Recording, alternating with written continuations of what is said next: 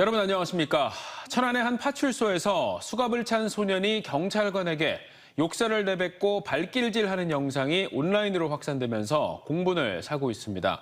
그런데 폭행에 공무집행 방해까지 저지른 이 소년, 13살이라는 이유로 별다른 처벌 없이 귀가 조치됐습니다. 형사처벌을 받지 않는 만 14세 미만 촉법소년 제도를 악용하는 사례가 잇따르면서 이를 둘러싼 논란이 커지고 있습니다. 김철진 기자의 보도입니다.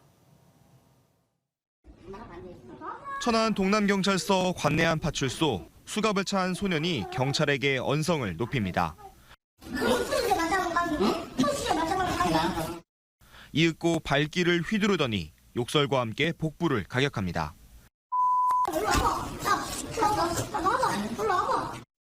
다른 경찰의 제지를 받으면서도 끝까지 욕설을 이어갑니다. 영상 속 소년은 만 14살 미만인 촉법소년, 택시 요금을 내지 않아 파출소에 붙잡혀왔지만 형사 책임 능력이 없어 처벌 대신 귀가 조치됐습니다.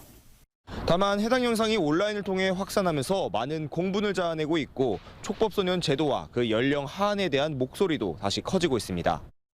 지난해 2월 대전 일대 금은방에서 8천만 원어치 금품을 훔친 소년들이 자신들은 촉법소년이라며 진술을 거부했지만 이들 중 한 명의 생일이 20일가량 지난 사실이 드러나 처벌을 받기도 했습니다. 이처럼 촉법소년을 악용하는 사례가 잇따르면서 촉법소년 제도 폐지 혹은 연령 하한의 목소리도 다시 등장합니다. 하지만 단순 촉법소년 연령 하한이 소년들의 범행을 막을 순 없다며 보호처분의 세분화로 소년범을 제대로 지도해야 한다는 목소리도 있습니다. 징역을 보내거나 이제 벌금을 무는 그런 것들이 아니라 여러 가지 이제 보호처분도 이제 다양하게 준비를 하고 자기 행동에 대해서 이제 좀 반성을 하고 뉘우치고 할 수 있는 그런 노력들을. 현재 법무부는 촉법소년의 기준을 14세에서 13세로 낮추는 개정안을 추진하고 있지만 대법원 법원행정처에선 반대 의견을 제출하고 있어 촉법소년 연령 논의의 진통도 계속될 전망입니다. TJB 김철진입니다. 아들의 친구인 여고생을 성인이 될 때까지 수십 차례 성폭행한 50대 통학차량 운전기사가 중형을 선고받았습니다. 대전지법 최석진 판사는 자신의 통학차량을 이용하던 여고생을 사무실로 불러 성폭행하고 알몸 사진을 찍은 뒤 유포하겠다고 협박해 6년간 26차례나 성폭행한 혐의로 55살 박 씨에게 징역 15년을 선고했습니다. 박 씨는 재판 과정에서 소설 수준의 거짓 진술로 2차 가해까지 한 사실이 드러났습니다. 재판부는 자녀의 친구이기도 한 고등학생에게 장기간 협박과 성폭행을 반복하는 등 극악무도한 짓을 저지르고도 박 씨가 반성도 없이 터무니없는 변명만 일삼았다고 밝혔습니다. 수도권 등에서 전세 사기 피해가 속출하고 있는 가운데 천안에서도 전세 사기 피해 의심 신고가 접수돼 경찰이 수사에 나섰습니다. 천안 서북경찰서에 따르면 천안의 한 오피스텔에 거주하는 30대 A씨가 자신이 살고 있는 주택이 경매 절차가 완료됐다고 신고했고 건물 소유주의 또 다른 공동주택에서도 4명이 전세 사기 피해 신고를 접수했습니다. 해당 건물주는 천안에 3곳의 공동주택을 소유한 가운데 현재 2개의 건물의 경매가 이미 완료된 것으로 알려져 피해 규모가 더욱 늘어날 것으로 보입니다. 세종시가 광역자치단체 가운데는 처음으로 시내버스 무료 시대를 엽니다. 내년 9월부터 이용량이 많은 출퇴근 시간부터 시범 적용한 뒤에 2025년부터는 전면 무료화하겠다는 계획인데요. 버스비를 안 받는 것보다 노선 개편이나 증차를 통해 버스 타기 좋은 환경 만드는 게 우선이라는 지적도 나옵니다. 이수복 기자입니다. 세종 시내버스가 내년부터 무료화됩니다. 우선 내년 9월부터 시범적으로 출퇴근 시간대인 첫차부터 오전 9시까지, 저녁 6시부터 8시까지 버스 무료 탑승이 가능해집니다. 이후 2025년부터 전 시간대로 확대됩니다. 주민등록상 주소지가 세종으로 돼 있는 모든 세종 시민이 대상이며 버스를 탑승할 때마다 지불한 요금만큼 지역 화폐인 여민전으로 환급됩니다. 대전이나 청주 등 타 지역으로 출퇴근하는 시민들을 위해 BRT 노선도 동일하게 무료로 탑승할 수 있습니다. 세종시의 교통의 특징 중에 하나가 광역교통을 많이 이용한다는 거예요. 대전, 청주, 천안에 출퇴근하시는 분이 많기 때문에. 연간 소유 예산은 253억 원 정도로 세종시 전체 예산의 3%대 수준입니다. 세종시는 이번 무료화로 시민들의 대중교통 이용을 유도하고 자가용 사용량을 줄여 세종시의 고질적인 문제점인 시내 교통체증을 해결할 수 있을 것으로 내다봤습니다. 세종의 버스 수송 분담률은 7.9%로 전국 특광역시 중 가장 낮은 수준인데 이를 15%까지 끌어올리겠다는 게 목표입니다. 무료화가 전면 도입되는 2025년부터 5년 동안 온실가스도 3만 7천 톤가량 줄일 수 있을 것으로 예상됩니다. 시민단체들은 시내버스 무료화에 대해 환영하면서도 시민들이 돈이 부족해 버스를 타지 않는 게 아니라 불편해서 타지 않는다며 노선 개편이나 증차 등으로 버스 타기 쉬운 환경을 마련해야 한다고 목소리를 높였습니다. 대중교통을 많이 이용하게끔 하는 데 필요한 불편함을 해소하고 다른 정책들이 같이 곁들여져야지만 이 정책이 좀 실효성이 있게 된다라고 생각을 합니다. 이에 대해 세종시는 대전과 청주 등 인접도시와의 광역버스를 도입하고 시내버스 노선도 7개 신설하기로 했습니다. 또 현재 3,000대 수준인 공유자전거 어울링을 5,000대까지 늘리고 버스 정류장 인근에 대여소를 설치할 예정입니다. 이와 함께 버스와 택시의 중간 형태로 모바일 앱으로 부르면 오는 셔클버스의 무료화도 검토하고 있습니다. TJB 이수복입니다. 육군사관학교 이전이 어렵게 된 논산에 국방과학연구소 산하 국방미래기술연구센터가 설립될 전망입니다. 김태흠 충남지사는 기자회견을 갖고 육사 논산 이전을 시도했지만 육사 동문들의 반발로 당장 이전이 어려운 만큼 장기적인 관점에서 추진하겠다고 밝혔습니다. 김 지사는 다만 국방부 장관을 만나 논산의 국방미래기술연구센터 신설을 추진하겠다는 답변을 받았다며 민간 기업 등이 인공지능과 로봇 등의 실험 연구를 할 수 있어 지역 활성화에 기여할 것이라고 전망했습니다. 논산 국방클러스터 내에 설립되는 국방미래연구센터의 사업비는 3천억 원 가량입니다. 마음껏 과학을 즐기고 대한민국 과학기술의 성과와 미래를 엿볼 수 있는 2023 대한민국 과학축제가 대전에서 막을 올렸습니다. 50주년을 맞은 대덕특구의 눈부신 연구 성과들과 AI와 로봇 등 대한민국 10대 전략기술들을 직접 살펴보고 미래 과학기술을 체험할 수 있는 공간들도 선보였습니다. 노동현 기자가 다녀왔습니다. 4개의 다리를 가진 로봇이 강아지처럼 행사장 곳곳을 누빕니다. 카이스트 연구팀이 개발한 세계에서 가장 빠른 사족 보행 로봇 하운드입니다. 운전자 없이 도로를 달리는 자율주행차도 관람객들의 눈길을 사로잡습니다. 올해로 27번째를 맞는 국내 최대 과학축제 2023 대한민국 과학축제가 과학수도 대전에서 막을 올렸습니다. 엑스포 시민광장과 엑스포 과학공원 일원에서 열리는 이 행사는 50주년을 맞은 대덕특구의 눈부신 연구 성과들을 비롯해 국내 10대 전략기술들을 한자리에서 만나볼 수 있습니다. 촬영한 사진을 곧바로 스케치로 바꿔주는 디지털 추상화를 비롯해 무동력 비행기와 코딩 등 다양한 체험 프로그램들이 마련돼 어린이들에게 과학을 쉽게 접할 수 있는 기회가 됐습니다. 처음에는 과학이 어렵다고 생각했는데 여러 가지 재밌는 체험을 하고 나니까 과학이 쉽고 재밌게 느껴졌습니다. 내일 밤에는 500대 드론이 하늘을 수놓는 드론 라이팅 쇼가 펼쳐지고 유명 과학자들의 강연 콘서트와 버스킹 과학 실험쇼 등 다양한 볼거리, 즐길거리들이 선보입니다.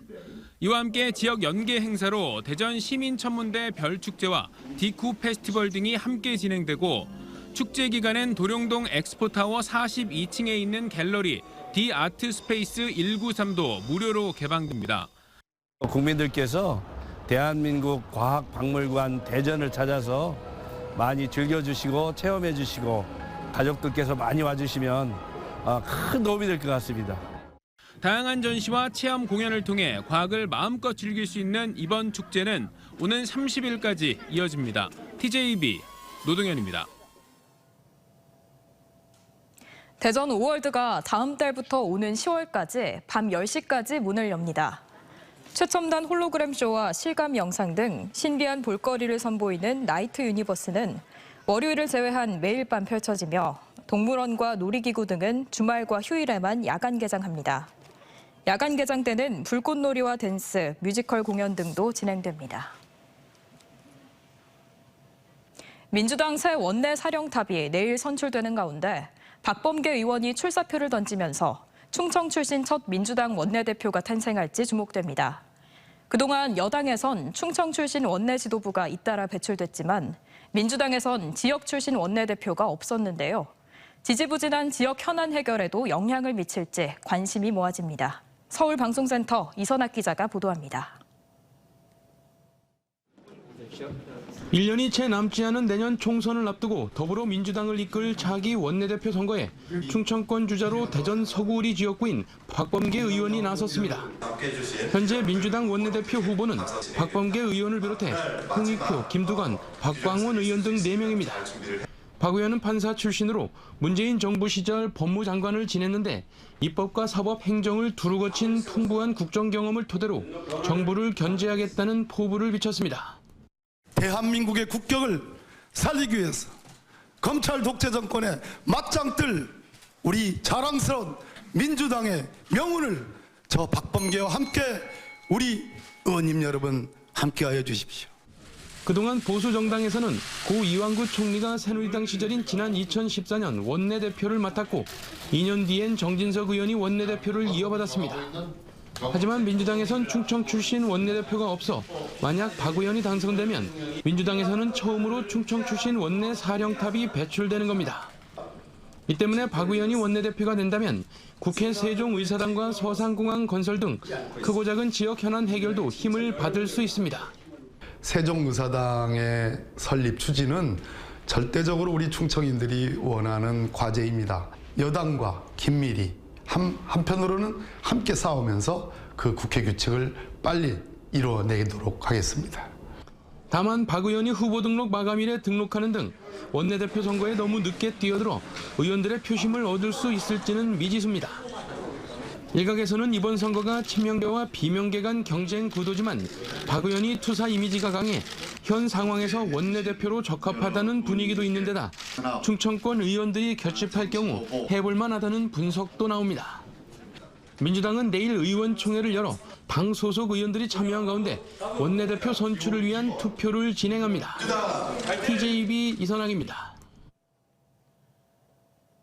K리그 1에서 돌풍을 일으키고 있는 대전 하나시티즌이 원정 경기에서 11년 만에 강호 전북현대를 2대1로 꺾으면서 리그 3위로 올라 이번 시즌 폭풍의 눈으로 떠오르고 있습니다. 대전은 후반 5분 김지훈의 크로스를 넘겨받은 수비수 안톤이 문전 앞으로 침투해 선제골을 기록했고 후반 29분 교체로 들어온 이진현의 코너킥이 그대로 골문 안으로 빨려 들어가 추가골을 넣었습니다. 우승 후보로 불리는 울산현대와 전북현대를 모두 집어삼킨 대전은 직전 경기 선발 플레이어 10명을 모두 바꾸는 파격 운영에도 승리를 거둬 두터운 선수층을 보여줬고 30일 일요일 오후 2시 홈에서 7위 제주를 상대로 연승에 도전합니다. 프로야구 한화이글스의 새 외국인 투수 리카르도 산체스가 인천국제공항을 통해 입국해 팀에 합류했습니다. 한화는 개막전 선발로 나섰다가 부상을 호소하며 자진강판한 우한 버치 스미스를 대신해 베네수엘라 출신의 우한 투수 산체스를 연봉 40만 달러에 계약했으며 산체스가 안정적으로 이닝을 소화해줄 것을 기대하고 있습니다. 산체스는 처음 경험하는 KBO 무대가 기대된다며 등판 때마다 팀 승리에 보탬이 되고 싶다고 소감을 밝혔습니다. 대전 지역 개별 주택 가격이 1년 사이 4% 하락했습니다. 자치구별로는 유성구가 4.91% 떨어져 가장 큰 낙폭을 보였으며 그 뒤로는 서구 4.06%, 대덕구 3.65%, 중구 3.62%, 동구는 3.47% 하락했습니다. 대전시는 금리 인상과 거래시장 위축에 따른 주택 시세 변동으로 표준 주택 가격이 하락했기 때문으로 분석했습니다. 오는 30일 열리는 이순신 백이종군길 마라톤 대회로 인해 아산 충무공 유적지 일대가 오전부터 오후까지 구간별로 교통 통제됩니다. 이순신 장군의 백의종군 정신을 기리기 위해 마련되는 이번 마라톤 대회에는 전국에서 5,200여 명의 동호인들이 참가하며 현충사를 출발해 충무공 묘역 등을 거치는 코스로 마련돼 오전 8시부터 오후 2시까지 일대 교통을 구간별로 통제합니다. 관세청이 처음으로 해외 관세 당국에 마약 탐지견을 기증했습니다. 관세청은 태국 관세총국에 마약 탐지견 2마리를 기증했으며 이는 우리나라가 1987년 미국에서 탐지견 6마리를 넘겨받아 운영하기 시작한 이후 첫 해외 기증입니다. 이번 기증 탐지견은 2021년 태어난 레브라도 리트리버종 수컷 2마리로 우리나라에서 자체 번식했습니다. 든든하네요. 그렇죠, 여러분? 지난달 발생한 한국타이어 대전공장 화재와 같은 대형 화재 예방을 위해 대전 소방본부가 6월 말까지 화재 위험이 높은 지역 공장들에 대한 안전관리 실태 조사에 나섭니다. 이번 점검 대상은 지역 산업단지 내 공장 600여 곳 가운데 최근 10년 안에 불이 난 적이 있는 60여 곳입니다. 소방본부는 해당 공장들의 소방시설 운영과 가연물 적치 관리 등을 확인하는 한편 소방훈련 실시 여부 등을 집중적으로 들여다볼 계획입니다.